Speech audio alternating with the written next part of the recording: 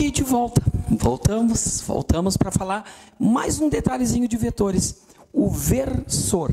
Um versor é um vetor de uma unidade na direção do eixo X ou do eixo Y, se a gente estiver falando de duas dimensões, ainda pode estar na direção do eixo Z quando a gente estiver falando em três dimensões.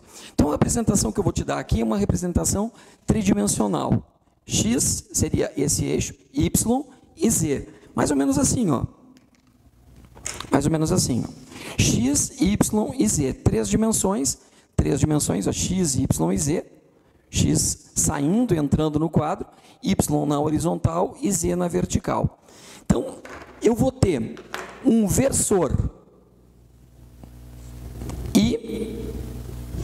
O versor I vai ser representado não por um par ordenado, mas um trio ordenado.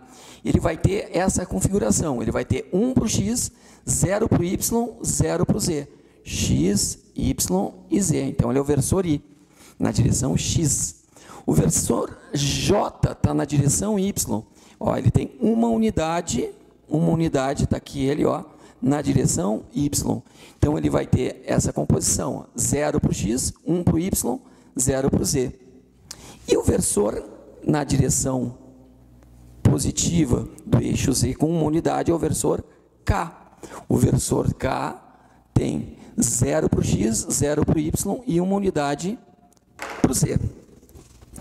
Então, essa representação por versores nos possibilita desenhar um vetor e mais, até somar um vetor.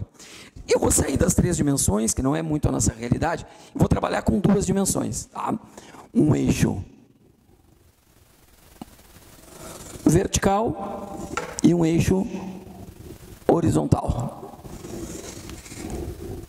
Um eixo vertical, um eixo horizontal. X, Y. Vamos supor que eu tenho aqui um vetor assim representado. Assim, vamos melhorar essa representação. Assim. Seria um vetor A. O vetor A. Tá, ele é assim representado. Esse vetor A pode ser representado por um par ordenado. Ele teria aqui, ó, 3 na direção X e na direção Y unidades. Certo? Então, como é que eu ia representar o vetor A na forma de versor? Ele teria quantas unidades na direção X? 3. Então, é 3i, 3 vezes o i. E quantos j? 1j, 2j's. 2j's. Esse seria o vetor A. Vamos pensar no vetor B. Um vetor B, vamos dizer que o vetor B está representado assim.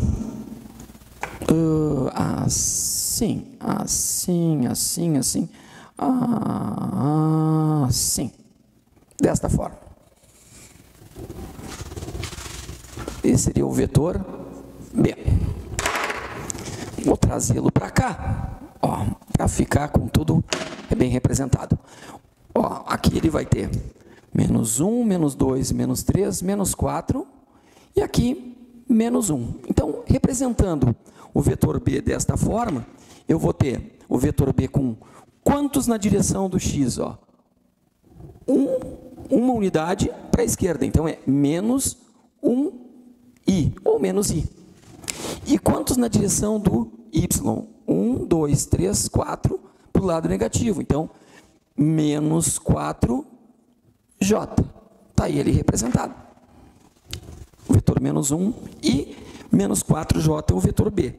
E se eu quisesse fazer o vetor soma, ou seja, eu quero somar o vetor A com o vetor B, como é que eu poderia fazer esse vetor soma?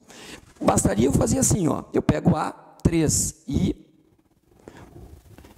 2j, pego B, menos i, ou menos 1i, e menos 4j. E aí eu somo os i e somo os j. 3i menos i dá 2i.